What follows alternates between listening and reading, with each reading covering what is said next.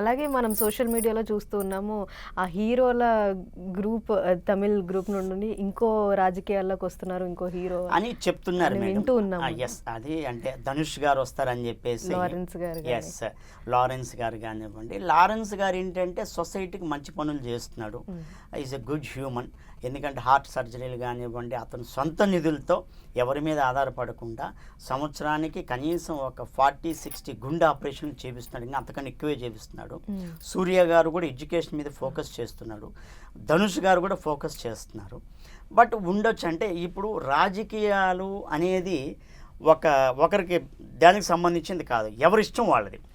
అంటే ప్రజలు సేవ చేయడానికి రాజకీయాలు రానాల్సిన అవసరమే లేదు.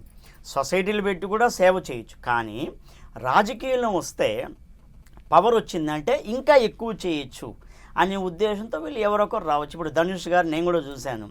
ధనుష్ గారు వస్తారని చెప్పి ఆయన ప్రెస్ మీట్లో ఒక సినిమా ఫంక్షన్లో ధనుష్ గారు ఏదో ఒక డైలాగ్ యూజ్ చేశాడు, సినిమా డైలాగ్ యూజ్ చేశాడు. కానీ దాన్ని ఏంటంటే పబ్లిక్ ఏం చేశారంటే దాన్ని ఈయన కూడా రాజకీయాల్లో వస్తున్నాడు, రజనీకాంత్ గారి అల్లుడు కాబట్టి ఆయనకు కూడా ఒక స్టాండ్ ఉంది కాబట్టి ఆయన కూడా వస్తున్నారని చెప్పి క్రియేట్ చేశారు.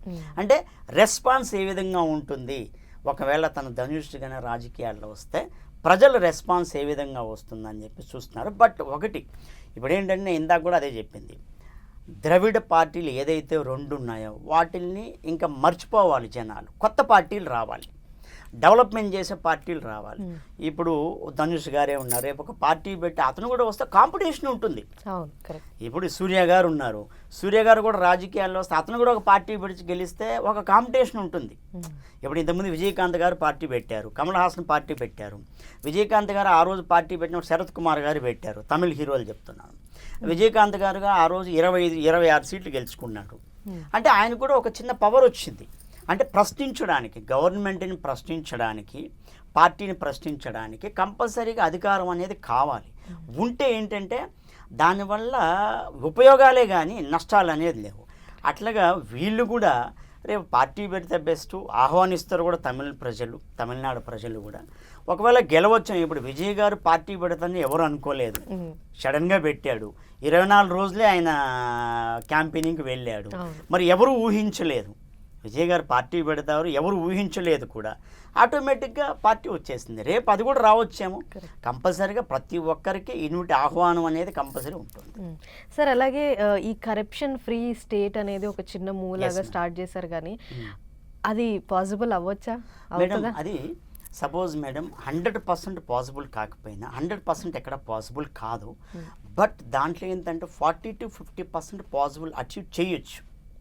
40-50%. ఎక్కడైనా ఏంటంటే మన ఇండియాలో ఉన్నటువంటి టాప్ మోస్ట్ పెద్ద జబ్బు ఏంటనేది ప్రతి గవర్నమెంట్ ఆఫీసర్లకి ఇదే, లంచం.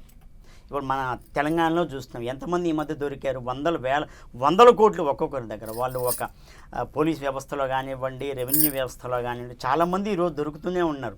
గత 3-4 మంత్స్ చూడండి చాలామంది దొరికారు కదా, చీఫ్ ఇంజనీర్లు కానీ ప్రతి ఒక్కరు. బట్ ఏంటంటే కరప్షన్ అనేది భయపడాలి ఎదుటి వ్యక్తి. ఇప్పుడు చూడండి ఈ మధ్య రీసెంట్గా ఒక 2 రోజుల ముందు ఆంధ్రప్రదేశ్లో ఒక మైన్స్ ఆఫీసర్ 2 లక్షల రూపాయలు కరప్షన్ తీసుకుంటున్నాడు. సడన్గా వచ్చి సిబిఐ వాళ్ళు రైడ్ చేసేసారు, పట్టుకున్నారు.